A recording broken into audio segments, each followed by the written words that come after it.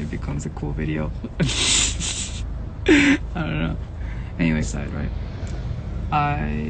Yesterday I mentioned that other side is the POV of Jesse Pinkman after Jane passed away, right?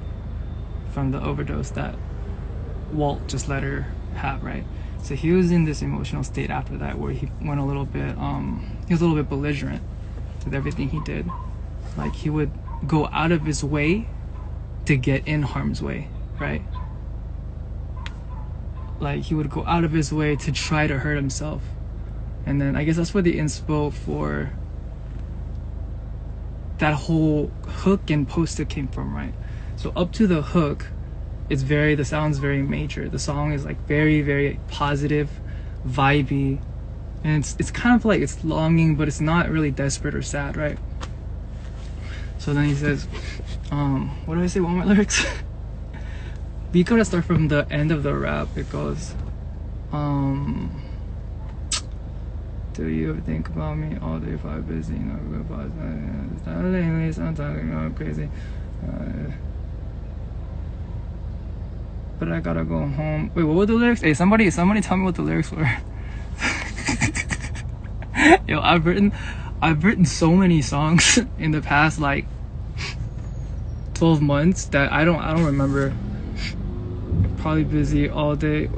Wait, what? Somebody send me the other side lyrics. What are the other side lyrics? And then we're gonna break it down together. Okay. 오랜만이야. So, yeah, somebody send me the lyrics. Everybody stop laughing and send me the lyrics. 아니, 터널 아닙니다. 지금 오늘 좀. Yeah, it looks like it's gonna rain. Guys, somebody help me. I need lyrics. Please.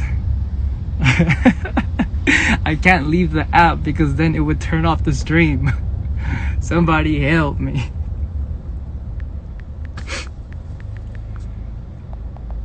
Oh my goodness. Okay, hold up. You know what? I'm gonna connect this to help me with the lyrics, okay?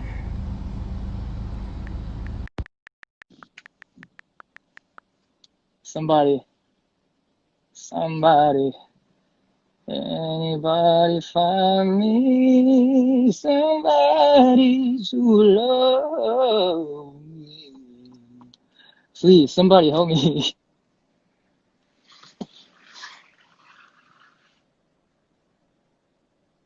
Oh, yeah. Okay. Do you ever think about me? All good, you're probably busy. Me too, can't count the blessings. There have been too many lately, right? Okay, so that's cool. That could be about another person that's just loving someone else, right? All day been smiling lately. Thankful like we cut the turkey. You got that one? Thankful because it's Thanksgiving. Got him. Okay, just about to hit his big three because I'm about to hit 30. Man, I feel James Worthy. James Worthy was a basketball player that was a 3-time NBA champion. Let's keep going. Who has the rest? Oh, by the way, people who are saying seatbelt 메고 있어요. 여기 있는 것뿐이 안 보여서 그래요. Yeah, I'm in the car. 미국에서는 원래 시트벨트 안 매면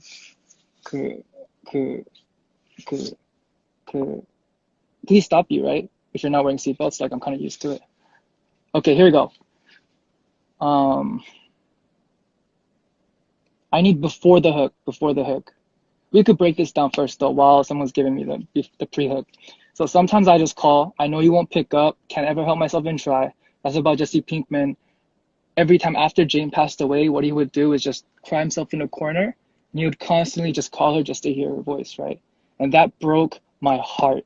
And I think that's what really stuck with me. And that was the beginning of the song. Like this was the first line that he came up with. Can't ever help myself and try. Scared you're scared alone. So every night I hope I see you on the other side. So I'm worried about how you're doing on the other side, wherever you are. And I'm scared that you're afraid alone. So I'm hoping that any moment now I could pass and see you on the other side. Because that's what he was feeling. He would go out of his way to put himself into harm's path. I think it was in the hopes that he would be able to die and meet her on the other side. Right? Um, why is it so dark? It's really dark outside today. It's like foggy. Okay, I think about you even in the midst of good news, and I gotta go home, pull out all the other bones from the closet, and then I see you. Okay, so sometimes this was more not so much based on the thing, but this is like, like when you have fond memories of people, and then like, or like at night, deep at night, you start thinking about things, and like you just remember things and laugh and giggle and cringe and all that stuff. That's that moment. Sometimes I think about you even in the midst of good news. Then I gotta go home, pull out all the old bones from the closet, and then I see you. So when I was talking about closet or bones, I was talking about skeletons in the closet because everyone has them. And to Jesse Pinkman, that was so tragic. Like it must have hurt so badly. So I categorized that as a skeleton in the closet, right? And they pulled out the old bones, which I thought was memorabilia. And it would be a picture because the next lines were, and you're still cheesing, and it's messing with my head because you took mine. So cheesing is a smiling, right? So if you look at the picture, Jane is still smiling, but then it's messing with me because you took my smile away. You know what I mean? So like it hurts me that you could still be in this picture smiling while I can't smile back at the picture, right? Um, okay, and then oh, Major Code, yo, bro, I miss you too, man. Let's get to work. Let's go. Where was the last half of it? That's so handsome today. Thank you. I got my hair dyed and everything. Uh, hair's black. No, it's not. Um, does anybody have the last side?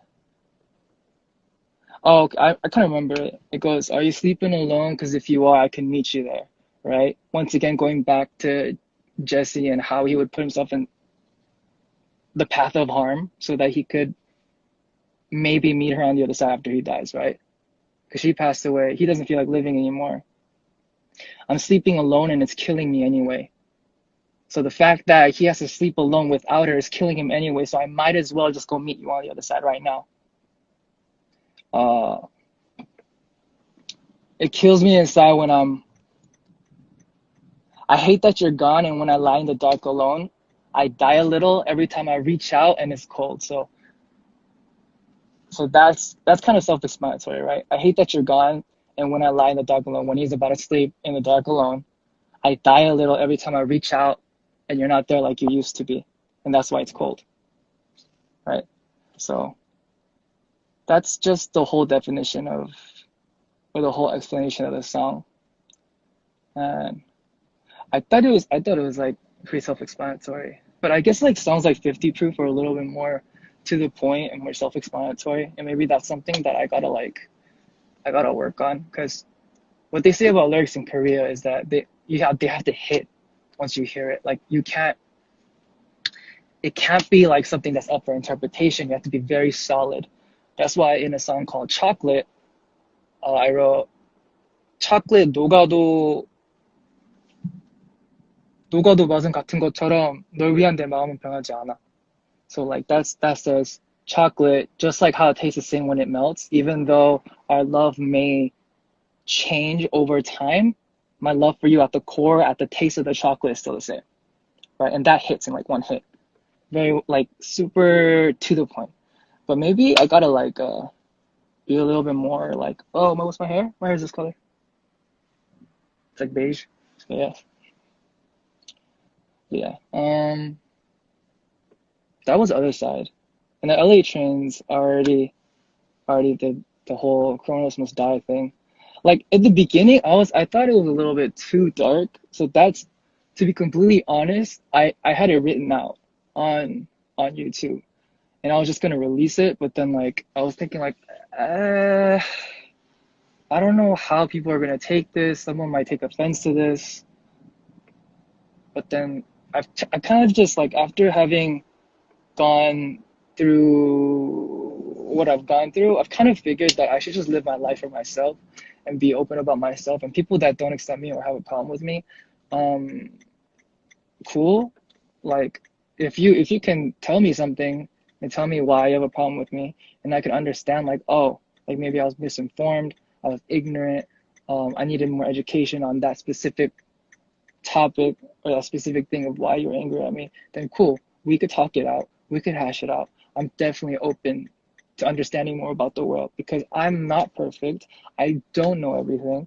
And I really, really, really would like to try my best to understand everybody as much as I can. Although I'm going to admit there are some people that I will never understand and that I've tried for the hell of me to understand and just, it never works out. But I feel like with those kinds of things, like I'll try. But yeah, anyway, so I released it recently because I was just like, whatever.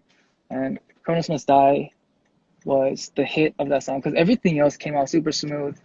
And that song was like a literal one take. Like I was just playing the guitar and I was like, stuck in this room, it's so beautiful. Talk to this street light, talk to you. And then whatever. It's like I say, it's on a second, and then at the end I was just like, I needed that last line to hit because everything else was so common. You know what I mean? Like it's very nice. It's like a very like lit and happy and bright like kind of song, but like somber at the same time. But nothing in that song stuck. Like I needed something in the lyrics to stick when you first hear it. And if after all the happy, wish we could stay here. How someone just thinking, keep you in my eye. I go, Chronos must stay. You're gonna remember that, right? Because you're like, what the? Chronos must what? What must die? You know what I mean? Like, so it's one of those things. And the other side too, I kind of wanted to flip it a little bit because Jesse Pinkman, like, when you lose someone that you love and you think back about them, it's not always gonna be tears and sadness. It lasts. After 10 years, after 15 years, 20 years, 30 years, 40 years, 50 years, it passes and eventually becomes an experience that you can look back to and think of the happy moments, right? So I was thinking, because this is something that I also learned while learning vocals, right, from Songyumi Sam. She told me that she asked me a question one day while we were singing, and she was like, "What's more sad? Someone crying or someone smiling but shedding a tear?" And I was like, "Damn, that's deep." I censored myself just now because that's deep. You know what I mean? Like that's so deep. Because if you think about it, in actuality, the crying part isn't really the sad part that really hits you. It's the part where they say goodbye and where everyone has accepted that it's finally over. That's when it's like, ouch. You know what I mean? So that's why I started out with that kind of mood in the beginning, with a major mood, and then went to the minor mood where it eventually spills out everything that he's had contained inside. And that was other side. Guess Not was pretty. Guess Not was the song that I took the most time writing the lyrics for. Yeah, Guess Not was a very interesting trip. Like that was like the first song of the Each project that I actually wrote out, and I wanted to. I'm not gonna lie, I kind of wanted to sound like Post Malone a little bit, so I was using some of his phrasing and like how he would be very direct about some things like "I want you out tonight." That's something that Post Malone would say. You know what I mean? Although I'm not saying I'm like Post Malone or I'm as good as Post Malone, but I'm saying like I got inspiration from that kind of writing style, and I wanted to establish that inside of the song. But for Guess Not, I think